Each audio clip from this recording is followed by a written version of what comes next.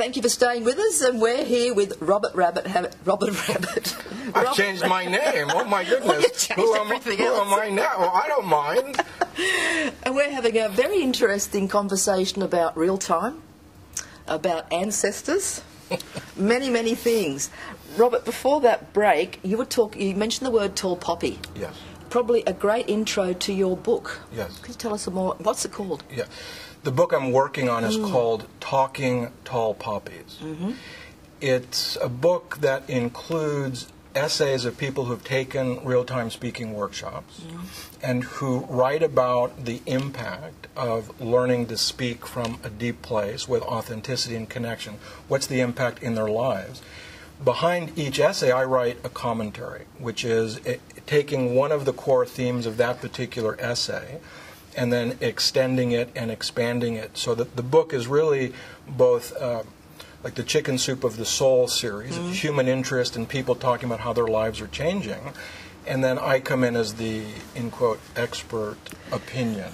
Of course, pontificating about the principles and so on of real-time speaking. So what are some of the, is there a common theme that people have experienced? Yes. From having done your workshop, yes, of what happens in their lives? Yeah. What would that be? There's several common themes. One of them is, of course, how brilliant I am. Goes without saying. Well, you know, we do want to say that. Okay, never mind. One of the common themes is people coming into self-blessing. I love that phrase. It's from an American poet named Galway Kinnell, who talks about self-blessing. It's people learning to bless the value of their own truth. And the truth that I ask people to say is not truth capital T, but just the simple truth of you now. What do you think? What do you feel? What do you want? What do you not want? Tell the truth of who you are in this moment. But because people have so much suspicion and doubt about the validity of their truth, they have learned over the years to not say that. And one of the things that is a common theme is people come into the self-blessing to be willing to tell their truth without fear of criticism and judgment.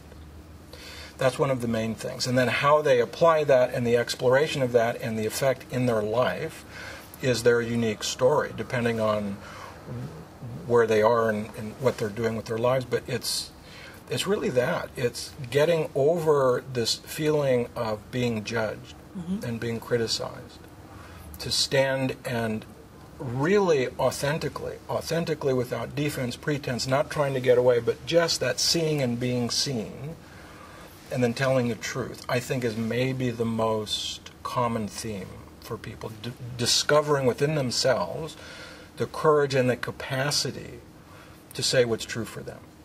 And sometimes it's mind-blowing. For example, a few months ago in a workshop in Melbourne, the workshops I do are 2 days. The morning of the first day, as a group, we were exploring this principle. And I give people opportunities to get up and give talks. So one woman got up in front of people that she had met 4 hours ago and said, you know, I really get the need to tell the truth.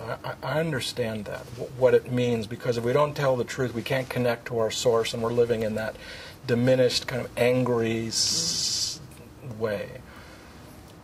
She said, I get it. She goes, I guess what I need to do is go home tonight and tell my husband that for the last 3 years I've been having an affair. Ooh. And I'm behind the little camera that I use to record and then play back, going, mercy. So these are the things that happen because if we're going to look at speaking with credibility and believability, telling the truth, getting real, we know when we're not. And so the speaking is this incredibly powerful context and catalyst for people to make really big shifts right here and right now. Last weekend, I had another example. There was a woman who joined the course. She's a teacher. She wanted to use the course to get ready for an interview that she was going on for an administrative role in the educational system. Mm-hmm. I said, great, come along, we'll get you ready for that. She gave talk after talk, and my feedback to her was always the same. I don't believe you. There's just, it's not the content, but there's something, your spirit isn't in it. There's no wholeheartedness. You're not persuasive. I don't believe you. There's no credibility to what you're saying. So then she would sit down. And on the second day, I was working with someone else. She was sitting with the rest of the folks. I heard the pipes break. She started crying. Mm-hmm. So I brought her up and I said, what's going on? She said, I know now why there's no power in my speaking. She goes, I don't want that job.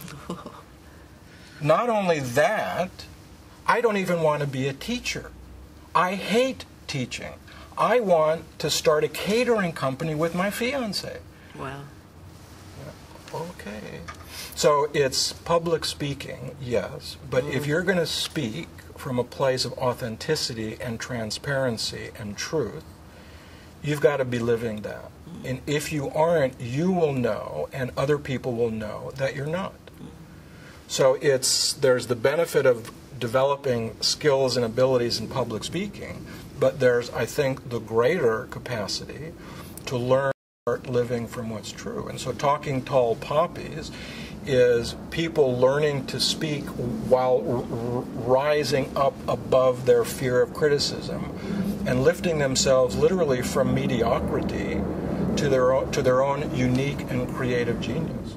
How many people would you have max in each workshop? I have 2 workshops. One I limit to 8 people, and that's what I call You Are the Message. It's where I work with people in the delivery and how to speak with credibility and confidence through connection. The other workshop I call the 5 Ps, which is a system that I developed to help people create clear and concise content for their presentations. That's also a 2-day, but with that I can work with 10 people. Okay. So it's 8 people and 10, and I keep it purposefully small because while they're large enough to simulate an audience and create a nice group dynamic, there aren't too many people to prevent a lot of in-depth feedback and interaction. Yeah. So it's really a boutique kind of course in that sense. We'll take another break, and then we'll come back with the last part of our conversation with Robert. Stay with us.